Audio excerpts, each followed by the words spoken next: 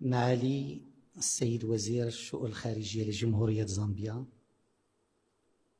السيد عميد السلك الدبلوماسي الإفريقي بالرباط، السيد سفير موريتانيا ممثل رئاسة الاتحاد الإفريقي، أصحاب السعادة السيدات والسادة السفراء ورؤساء البعثات الدبلوماسية، حضرات السيدات والسادة، يسرني في البداية أن أرحب بكم في مقر وزارة الشؤون الخارجية والتعاون الإفريقي والمغاربة المقيمين بالخارج للاحتفال معا بيوم إفريقيا بما يليق به من وهج وما يوافقه من إكبار، وذلك في إطار سنة حميدة دأبنا على إحيائها سنويا، نتقاسم فيها كمغاربة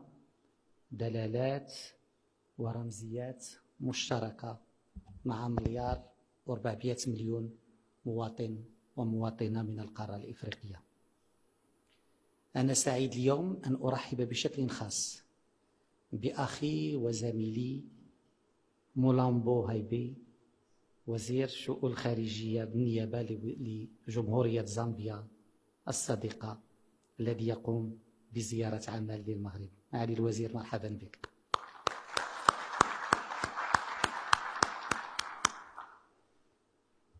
على غرار كل سنة يجسد هذا التخليد لحظة اعتزاز عميقة بالتضامن الإفريقي، وهو مناسبة للاحتفاء بهويتنا الإفريقية بسائر روافدها وبثقافتنا الإفريقية بشتى تجلياتها، وكذلك لاستحضار تاريخنا الإفريقي المشترك بكل تراثه.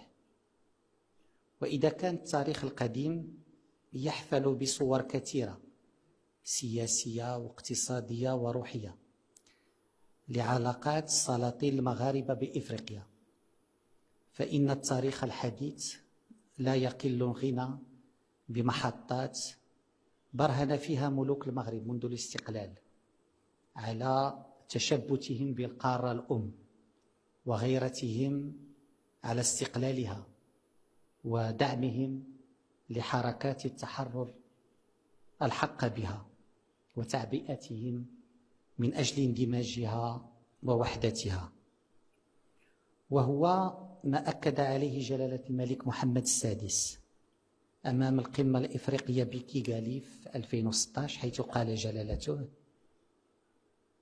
أتوجه إليكم بصفتي حفيد جلالة الملك محمد الخامس، أحد أقوى رموز تحرر الوعي الإفريقي، وواحد من الرواد الملتزمين إلى جانب الرؤساء جمال عبد الناصر، فرحات عباس، موديبو كايتا، سيكو توري وكوامي نكروما، صناع قمة الدار البيضاء التاريخية سنة 1961 التي أعلنت بطاقة إفريقيا متحررة وأسست للاندماج الإفريقي.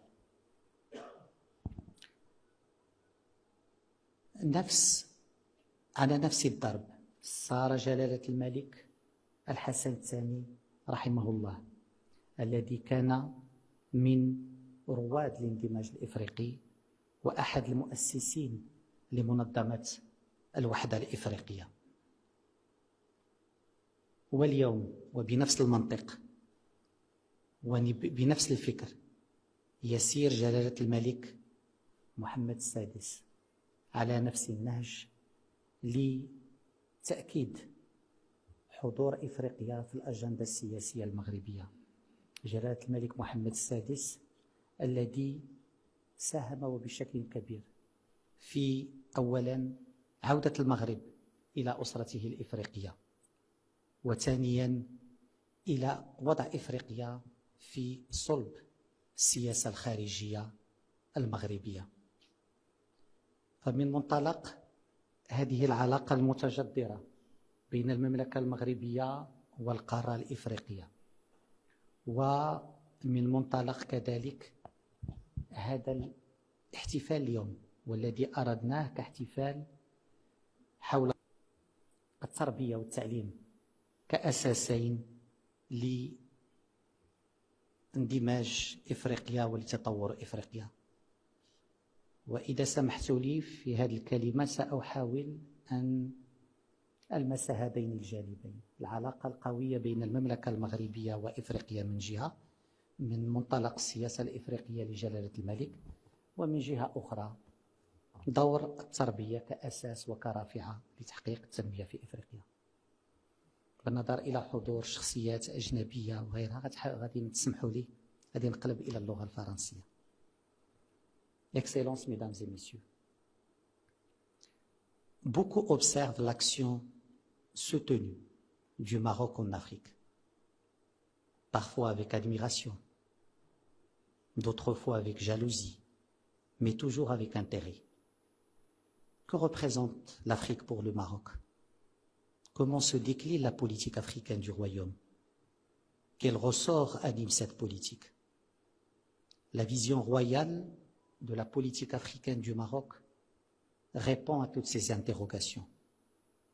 De mon point de vue, 3 discours royaux prononcés justement depuis 3 grandes capitales africaines, à Abidjan en 2014, à Dakar en 2016 et à Addis Abeba en 2017, déclinent des marqueurs ou des constantes de cette vision royale et en forment le fil d'Ariane.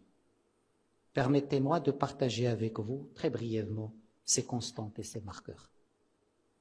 Le premier marqueur de la politique africaine de Sa Majesté le roi Mohammed VI est que la politique africaine du Maroc est une politique d'appartenance et non de voisinage. L'illustration parfaite en est la déclaration de Sa Majesté le roi lui-même à l'occasion du retour historique dans la famille institutionnelle africaine en 2017. Et je cite, Sa Majesté le roi avait dit « Il est beau le jour où l'on rentre chez soi, après une trop longue absence. Il est beau le jour où l'on porte son cœur vers le foyer aimé. L'Afrique est mon continent et ma maison. » Fin de la citation royale. Le Maroc ne mène donc pas une politique africaine au sens d'une politique de voisinage en Afrique, car l'Afrique n'est pas qu'un voisinage pour le Maroc. L'Afrique, c'est une terre d'appartenance identitaire, géographique, culturelle, historique et géopolitique. En mettant l'Afrique au cœur de sa vision de la politique extérieure, c'est en réalité le royaume que Sa Majesté le roi met à sa place naturelle dans le monde, sa place africaine. Et tout naturellement, tout ce qui touche l'Afrique nous touche directement au Maroc. Notre stabilité est liée à celle du continent. Notre développement est tributaire de celui de l'Afrique. C'est ce qui explique que le Maroc soit aussi impliqué et autant engagé dans les enjeux du continent. L'enjeu de la paix et de la sécurité, l'enjeu de la sécurité alimentaire, l'enjeu énergétique ou encore l'enjeu du développement socio-économique. Donc la politique africaine du Maroc est une politique d'appartenance à un continent. Le second marqueur de la vision royale est que cette politique africaine est foncièrement afro-optimiste. Si Sa Majesté le roi Mohammed VI a placé l'Afrique au cœur des priorités internationales du Maroc, c'est aussi parce que le souverain croit profondément en Afrique. Là où d'autres parlent de désespoir en Afrique, le souverain décèle le potentiel. Là où certains optent pour des solutions de facilité, Sa Majesté le roi préconise les traitements de fond pour développer des solutions durables. Et là où beaucoup voient des problèmes, le Maroc, son souverain, voit des opportunités. Car l'afro-optimisme du Maroc est aussi un afro-pragmatisme. Il est fondé sur le constat objectif que notre continent est outillé pour émerger comme l'un des pôles majeurs de la croissance mondiale, et il y arrivera. Cette Afrique qui émerge, le souverain la visualise et la décrit dans son message au 27e sommet de l'Union africaine à Kigali en juillet 2016. Et je cite, « L'Afrique, si longtemps négligée, est devenue incontournable. l'ère où l'Afrique n'était qu'un objet dans les relations internationales est révolue. Il s'affirme aujourd'hui et l'Afrique est un acteur incontournable. Donc le deuxième marqueur de l'action et la deuxième clé de compréhension de la politique africaine du Maroc, c'est qu'il est foncièrement afro-optimiste. Le troisième marqueur, c'est que cette politique est fondée sur le dynamisme et la prise d'initiative. Et c'est là le corollaire opérationnel de l'afro-optimisme. Sa Majesté le Roi n'a eu de cesse d'opposer la diplomatie des actes à celle des slogans et des effets d'annonce. Dans ses discours les plus solennels, le souverain a insisté plus d'une fois sur cet esprit d'initiative. En 2019, Sa Majesté le Roi avait dit, je cite, « Il importe avant toute chose de faire preuve d'audace, d'esprit d'initiative et d'un sens élevé des responsabilités. Pour relever les défis internes et externes, nous ne pouvons relever les défis internes et externes que si nous allions esprit d'initiative et résilience. » Fin de citation.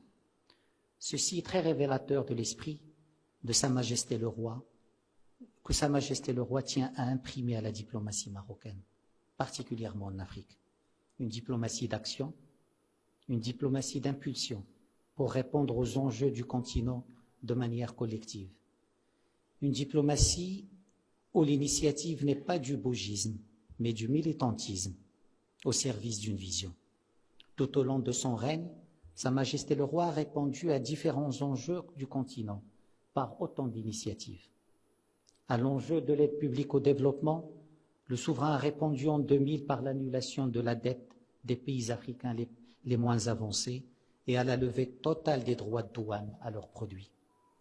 À l'enjeu du changement climatique, Sa Majesté le Roi a répondu par la convocation en 2016 du premier sommet africain pour l'action et la création des 3 commissions continentales pour les changements climatiques. À l'enjeu de l'agriculture, le souverain a répondu par l'initiative AAA pour l'adaptation de l'agriculture africaine. À l'enjeu de la sécurité sanitaire, le souverain a répondu en pleine pandémie par un appel à l'établissement d'un cadre opérationnel pour accompagner les États africains dans leur quête de souveraineté vaccinale. Et récemment, toujours dans le domaine sanitaire, par le lancement d'un processus africain pour la réduction des risques de santé. Aux contraintes des pays frères du Sahel, le souverain a répondu par l'initiative royale visant à favoriser l'accès des États du Sahel à l'océan Atlantique. Et face au manque de structures, d'organisation de l'espace atlantique africain, le souverain a conçu le processus de Rabat des États africains atlantiques. Et dans chacune de ces initiatives, il y a toujours une quête de concret, un souci de suivi étroit, une volonté constante d'élaboration conjointe et de mise en œuvre collective et de co-appropriation par les États africains frères. Car s'il n'y a pas de solidarité qui tienne sans un engagement concret et durable au-delà de l'urgence, il n'y a pas non plus d'initiatives qui réussissent sans investissement constant dans des relations politiques étroites, combinées à des partenariats économiques gagnant-gagnant avec un impact au service de la population. Et ça me ramène au 4e marqueur, ou à la 4e clé de lecture de cette vision royale, qui est celle de la confiance dans la coopération intra-africaine, dans le cadre d'une coopération sud-sud, et selon une logique de réponse africaine aux défis africains. L'Afrique doit faire confiance à l'Afrique, affirmait le souverain dans son discours d'Abidjan en 2014. En effet, pour Sa Majesté le Roi, l'émergence de l'Afrique est tributaire de sa capacité à prendre son destin en main et à apporter à ces défis des solutions propres, des solutions adaptées, innovantes et créatives, pensées par les Africains, pour les Africains et à travers des mécanismes africains. Cette exigence de réponse africaine aux défis africains, le Maroc se l'applique à lui-même, au premier chef, en développant une politique fondée sur l'échange d'expériences. En effet, la vision royale fait une place de choix au principe de co-développement intra-africain, solidaire et durable. Et là, à travers la coopération sud-sud. C'est en Afrique que le souverain a effectué le plus grand nombre de visites depuis le début de son règne, plus d'une cinquantaine de visites. C'est avec l'Afrique que le Maroc a le réseau conventionnel le plus dense, avec plus de 1500 instruments de coopération, accords, PV, déclarations, liant le royaume à plus de 80 des pays africains et couvrant des domaines aussi variés que l'enseignement supérieur, la formation des cadres, la santé, les infrastructures, les énergies renouvelables, l'assainissement et l'eau potable. C'est aussi dans les pays africains frères, aux quatre coins du continent, que se déploient les grands projets socio-économiques lancés par Sa Majesté le Roi, essentiellement tournés vers le développement humain. Et c'est en Afrique, aujourd'hui, qu'on a le réseau diplomatique le plus important. Plus de 45% de notre réseau diplomatique se trouve aujourd'hui en Afrique, avec 41 ambassades, dont une quinzaine ont été ouvertes rien qu'au cours des 5 dernières années. Cela me ramène au 5e marqueur, et je m'arrêterai là, qui est la centralité de l'élément humain dans la vision africaine de Sa Majesté le Roi. Des visites royales dans les pays africains frères, et il y en a eu une cinquantaine, comme je l'ai dit, dans une trentaine de pays. Ces visites royales n'ont jamais été des visites protocolaires. À chaque fois, ils ont été des visites de contact, de connaissance avec les réalités de ces pays frères, de leurs dirigeants, de leurs élites, les élites politiques, économiques, intellectuelles, culturelles, des visites de prise de contact aussi avec leur jeunesse et ses aspirations. C'est de là que provient la triple conviction de Sa Majesté le Roi Mohammed VI. D'abord que l'émergence de l'Afrique sera portée par les Africains. Ensuite que le capital humain est la plus grande richesse de l'Afrique. Et troisièmement que le dividende démographique sera le catalyseur de la transformation de l'Afrique et de son développement durable. C'est de là que vient aussi la centralité accordée par le Maroc à la dimension humaine dans sa coopération avec les pays africains.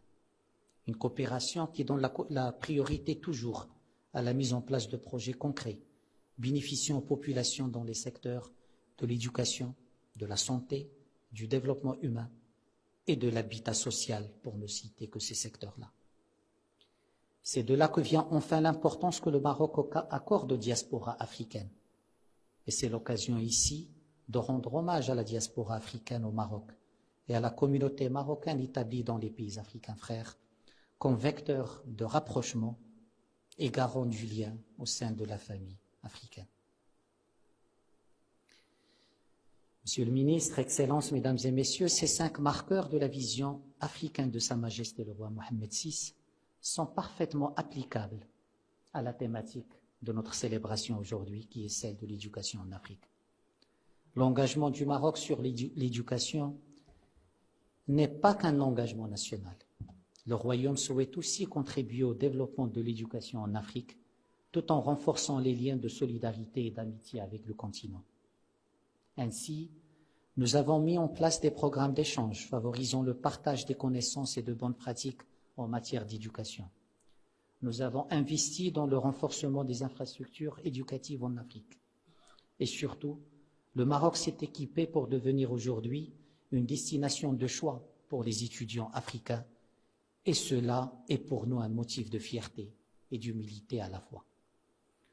Au cours de l'année universitaire 2023-2024, nous avons eu le plaisir d'accueillir au sein de nos établissements 1592 étudiants africains, issus de 43 pays, dans un nombre significatif et boursiers de l'État marocain.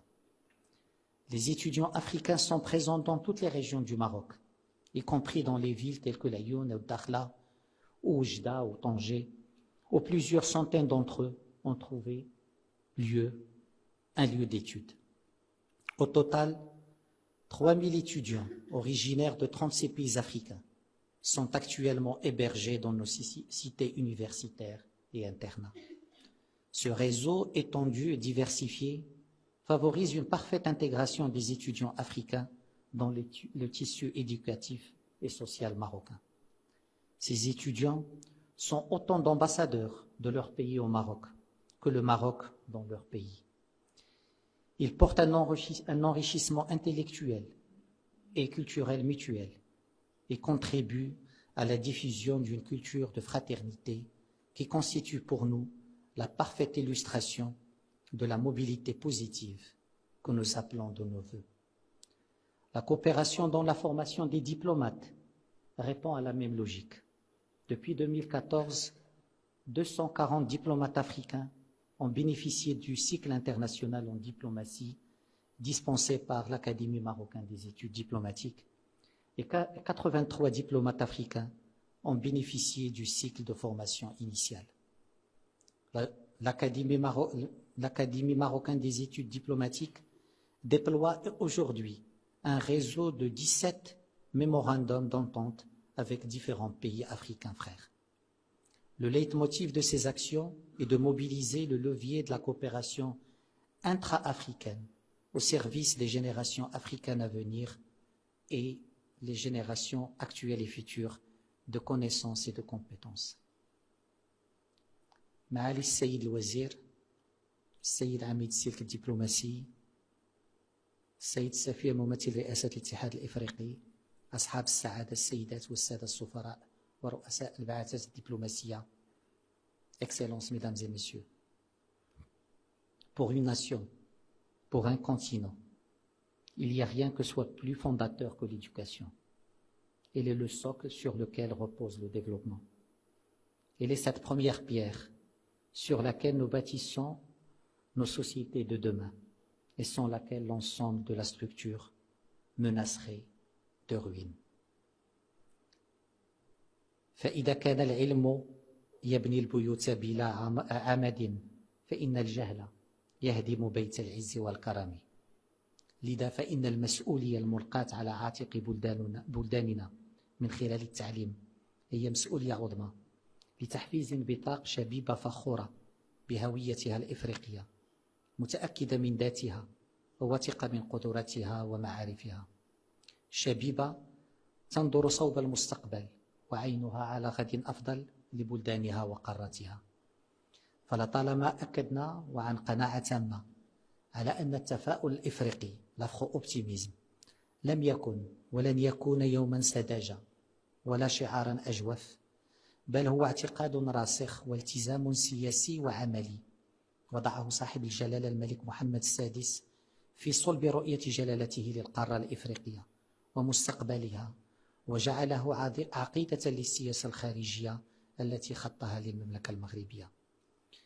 ولئن منحنا التاريخ والتجربة موجبات للإيمان بتفاؤلنا الإفريقي، فالمستقبل يطوقنا بمسؤولية تمرير مشعل هذا التفاؤل للأجيال القادمة. فعلى تعبير الحكمة الإفريقية البالغة، إننا لا نرث الأرض من السلف بل نستعيرها من الخلف. تحيا إفريقيا وشكرا لكم.